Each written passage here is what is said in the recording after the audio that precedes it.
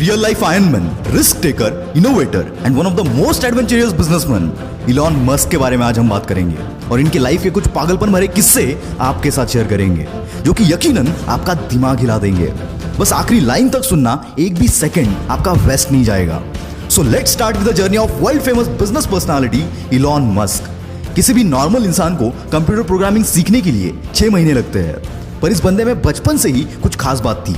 9 साल की उम्र में जब इलॉन मस्क को अपना पहला कंप्यूटर मिला, उस वक्त कंप्यूटर के साथ प्रोग्रामिंग की एक बुक भी साथ में मिली थी और इस 9 साल के बच्चे ने बिना सोए 3 दिन में ही इस बुक को खत्म कर दिया और इस प्रोग्रामिंग नॉलेज को यूज करके 12 साल की उम्र में एक कॉम्पिटिटिव गेम डिजाइन करके एक वीडियो गेम कंपनी को बेच भी दिया। ऐसी कुछ अजीबोगरीब किस्सों से भरा है इलॉन मस्क का बचपन। कहते हैं इलॉन मस्क के पास फोटोग्राफिक मेमोरी है, यानी कि जो भी चीज वो एक बार देख ले उन्हें याद हो जाती है। ये बात तो आपने सुनी होगी कि इलॉन को स्कूल में काफी बुली किया जाता था, जिसकी वजह से इनका कोई दोस्त नहीं था और इसीलिए ये बंदा अपना ज्यादातर वक्त किताबें पढ़ने में गुजार देता था। इलॉन के भाई बताते हैं कि इलॉन 7-8 साल की उम्र से दिन के 15-15 घंटे पढ़ते थे। अभी आपको थोड़ा फनी लगेगा, पर ये एक्चुअल किस्सा है। बचपन में किसी से भी बात करते करते ये बंदा अपनी सोच में गुम हो जाता था। इसकी वजह से शुरुआत में इनके पेरेंट्स को लगा कि इलॉन ठीक से सुन नहीं पा रहे और इसीलिए इनके कान का ऑपरेशन भी करवाया गया, पर ऑपरेशन के बाद भी कुछ फर्क नहीं पड़ा और फिर उनको पता चला कि इनका फोकस लेवल इतना ज्यादा है कि अगर ये कुछ सोच रहे होते हैं तो उन्हें आसपास की आवाजें तक सुनाई नहीं देती। वैसे तो इलॉन बचपन से ही इनोवेटिव होने के साथ साथ बिजनेस माइंडेड भी थे, वरना कौन सा 12 साल का बच्चा खुद का प्रोडक्ट बनाकर कंपनीज को बेचने की सोचता है। 17 साल की उम्र में इलॉन पेंसिल्वेनिया यूनिवर्सिटी में एडमिशन लेकर कनाडा शिफ्ट हो गए और वहां उनके कुछ दोस्त भी बने। उनके क्लासमेट्स को वाइल्ड पार्टीज का बहुत शौक था, पर एज रेस्ट्रिक्शन के चलते वो पार्टीज को अटेंड नहीं कर पाते थे। इस पर इलॉन और उनके फ्रेंड ने मिलकर एक जुगाड़ लगाया। उन्होंने एक ऐसा घर रेंट पर कर लिया जहां पर वो वाइल्ड पार्टीज अरेंज कर सकते थे और पार्टी में पर पर्सन $5 की एंट्री फीस चार्ज करते थे। इससे इनकी पॉकेट मनी और रेंट दोनों निकल जाता था। कॉलेज खत्म होने के बाद 1994 में अपने भाई के साथ मिलकर इलॉन मस्क ने अपना पहला स्टार्टअप Zip2 लॉन्च कर दिया।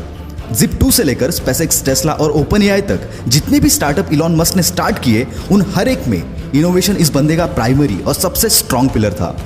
Zip2 में वो अलग अलग बिजनेसेस के मैप्स और उनकी इंफॉर्मेशन Zip2 के वेबसाइट पर प्रोवाइड करते थे, जिससे बिजनेस ओनर्स को नेटवर्किंग में हेल्प मिलती थी और इलॉन का ये बिजनेस चला। केवल 5 साल में इलॉन ने ये कंपनी $307 मिलियन के वैल्यूएशन के साथ कॉम्पैक्ट को बेच दी और इसमें इलॉन का शेयर $22 मिलियन का था। अब इलॉन मस्क एक मल्टी मिलियनर बन चुके थे। उनके पास अब एक बड़ा सा अपार्टमेंट, एक प्लेन और एक मैकलारन F1 स्पोर्ट्स कार भी थी। ऐसे एक दिन इलॉन बैंक गए हुए थे। वहां उन्होंने देखा कि लंबी लंबी लाइनें लगी हुई थी और यही जन्म हुआ X.com का। इलॉन की यह कंपनी ऑनलाइन ट्रांजैक्शन केवल एक ईमेल के थ्रू प्रोवाइड करती थी। शुरुआत में तो लोग भरोसा करने के लिए कतराते थे, पर बाद में रैपिडली इनकी अच्छी खासी ग्रोथ हुई और आगे चलकर X.com पेपाल बनी। 2002 में eBay ने पेपाल को $1.5 बिलियन के वैल्यूएशन के साथ खरीद लिया। इसमें इलॉन मस्क सबसे हाईएस्ट यानी कि 11.7% के स्टेक होल्डर थे। उसके बदले उन्हें $165 मिलियन मिले और पेपाल के इसी डील के बाद जन्म हुआ पेपाल माफिया का। मतलब ये कि इसमें जितने भी शेयर होल्डर्स थे, उन्होंने पेपाल बेचने के बाद खुद की बड़ी बड़ी कंपनीज बनाई, जिसमें यूट्यूब, लिंक्डइन, SpaceX, टेस्ला, कीवा जैसे बड़े बड़े ब्रांड शामिल है। पेपाल के बाद इलॉन मस्क के पास काफी पैसे आ चुके थे। अब उन्हें पूरा करना था अपना स्पेस ट्रैवल का सपना, इसलिए रॉकेट खरीदने के लिए यह बंदा रशिया चला गया। वहां रॉकेट का नॉन निगोशिएबल $8 मिलियन का प्राइस सुनकर यह बंदा खाली हाथ वापस चला आया, पर आते टाइम अपने साथ एक जज्बा लेकर आया कि अब रॉकेट तो मैं खुद बनाऊंगा। पर किसी भी चीज को जीरो से शुरू करना इतना आसान नहीं होता, कई बार हार का सामना भी करना पड़ता है। पर इस बंदे ने किताबें पढ़कर एक्सपेरिमेंट कर करके रॉकेट को बनाना चालू किया। साथ ही इलेक्ट्रिक कार बनाने वाली कंपनी टेस्ला में भी इन्वेस्ट किया, पर इतनी कोशिशों के बावजूद नाकामयाबी बंदे का पीछा छोड़ने को तैयार नहीं थी। एक के बाद एक रॉकेट्स के टेस्टिंग फेल हो रहे थे।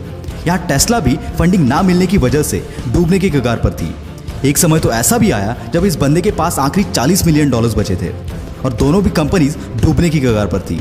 इनके सामने 2 ऑप्शन थे, SpaceX में सारा पैसा लगाकर टेस्ला को डूबने दो या फिर दोनों में आधा आधा पैसा लगाकर दोनों को डूबने दो।